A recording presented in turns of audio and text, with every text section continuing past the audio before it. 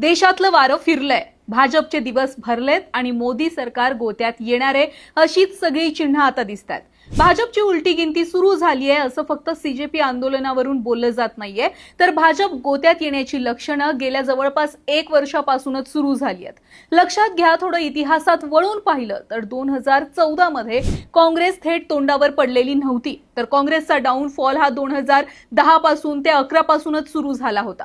Same तीच situation आताच्या घडीला भाजपची झाली आहे। बघा, पुढचं मतदान आता 2029 मध्ये आहे आणि बरोबर 3 वर्ष आधी भाजप बाबत सुद्धा राज्यात आणि संपूर्ण देशात निगेटिव्ह वातावरण तयार होतंय।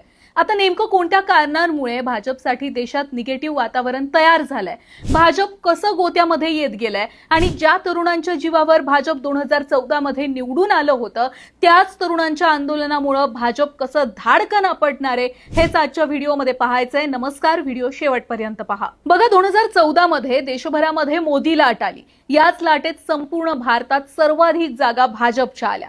त्यानंतर सलग 2014 ते आता 2026 पर्यंत भाजप सत्तेत आहे। आता सत्ता टिकवण्यासाठी भाजपनं पक्ष फोडले, बंड केली, झाडून पुसून सगळ्या पक्षातल्या थोड्या थोड्या नेत्यांना स्वतःच्या पक्षामध्ये घेतलं, राज्यात विरोधी पक्ष अस्तित्वातच ठेवला नाही, सत्तेतल्या मित्र पक्षांना सत्तेत राहण्याखेरीज दुसरा पर्याय ठेवला नाही आणि अशा तऱ्हेनं भाजप आजपर्यंत सत्तेत राहिलंय। पण आता 12 वर्षांनंतर याच भाजपला अप्रत्यक्षपणे का होईना उतरती कळा लागलीये, एवढं नक्की।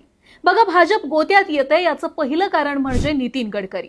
गडकरींनी इथेनॉल मिश्रित पेट्रोलसाठी तगादा लावल्यामुळे सर्वसामान्यांच्या मनामध्ये गडकरी आणि भाजपच्या विरोधामध्ये भावना तयार झाल्यात। जनतेचं म्हणणं होतं की इथेनॉलमुळे गाड्यांना समस्या येतात, मात्र तरी सुद्धा गडकरींनी जास्तीत जास्त टक्के असलेलं इथेनॉल मिश्रित पेट्रोल यापुढे येईल अशी घोषणा केली। परिणामी भाजपच्या विरोधात ठिणगी पडली। भाजप गोत्यात येतंय याचं दुसरं कारण म्हणजे मणिपूर हिंसाचार। मणिपूरमधील जातीय हिंसाचारामुळे केंद्र सरकारवर मोठ्या प्रमाणात टीका झाली। हिंसाचार रोखण्यामध्ये विलंब झाला, तसेच परिस्थिती हाताळण्यात सरकार अपयशी ठरलं। यामुळे राष्ट्रीय स्तरावर भाजपच्या प्रतिमेवर पूर्णपणे नकारात्मक परिणाम झाला। भाजप गोत्यात येतंय याचं तिसरं कारण म्हणजे वाढती गुन्हेगारी। देशातील विविध राज्यांमध्ये महिलांवरील वाढलेले अत्याचार, मर्डर्स, खंडणी आणि संघटित गुन्हेगारीच्या घटना वाढलेल्या। कायदा सुव्यवस्थेबाबत सरकारवर अनेक प्रश्नचिन्ह निर्माण झालेत। यासोबतच राम मंदिरातील चोरीचं प्रकरण, यामुळे तर हिंदुत्ववादी विचार असलेल्या भाजप सरकार विरोधात वातावरण प्रचंड तापलेलं आहे। ज्या राम मंदिराची उभारणी केली त्याच राम मंदिरात सर्वात मोठे घोटाळे होत आहेत, तरी सुद्धा सरकार झोपेत आहे असे आरोप भाजपवर झाले। त्यानंतर दिल्लीमध्ये कृषी कायद्यावरून तब्बल 1 वर्ष चाललेलं शेतकरी आंदोलन, या आंदोलनामुळे आणि सरकारच्या त्यावेळीच्या निष्ठुरतेमुळे भाजप शेतकरी विरोधी आहे असं ठाम मत संपूर्ण देशातल्या शेतकऱ्यांचं झालं। बरं, भाजप गोत्यात येण्याचं सर्वात मोठं कारण म्हणजे सध्या देशात सुरू असलेलं नीट पेपर फुटी विरोधात आणि शिक्षण मंत्र्यांच्या राजीनाम्यासाठी पुकारलेलं कॉकरोच जनता पार्टीचं आंदोलन। खरं तर सीजेपीच्या या एका आंदोलनामुळे देशभरात भाजप विरोधात असलेली सौम्य लाट ही तीव्र झाली।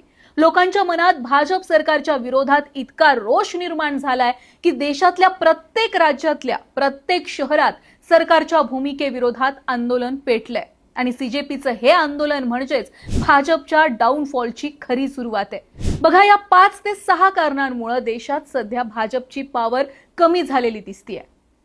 भले भाजपकडे सध्याच्या घडीला सर्वाधिक आमदार खासदार आहेत, त्यांचं पारडं नेत्यांच्या संख्येमध्ये जास्त आहे, पण दुसऱ्या बाजूला गेल्या 1 वर्षापासून ते आतापर्यंत भाजपने जनतेविरोधात ज्या ज्या भूमिका घेतल्या त्या सगळ्या भूमिकांमुळे भाजप थेट जनतेच्या नजरेतून उतरली आहे आणि इथंच भाजपचं पारडं पूर्णपणे मोकळं झालंय।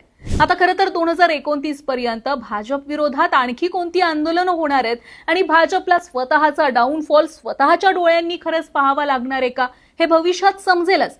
पण एक गोष्ट खरी आहे, अति केली की तिथं माती होतेच आणि भाजपच्या बाबतीत सेम हेच होतंय असं राजकीय तज्ज्ञ म्हणतात। बाकी तुम्हाला काय वाटतंय, खरोखर भाजपचा डाऊनफॉल सुरू झालाय का आणि भाजप आता गोत्यात येतेय का? तुमचं मत कमेंटमध्ये नक्की सांगा आणि हो, चॅनलला फॉलो आणि सबस्क्राईब नक्की करा।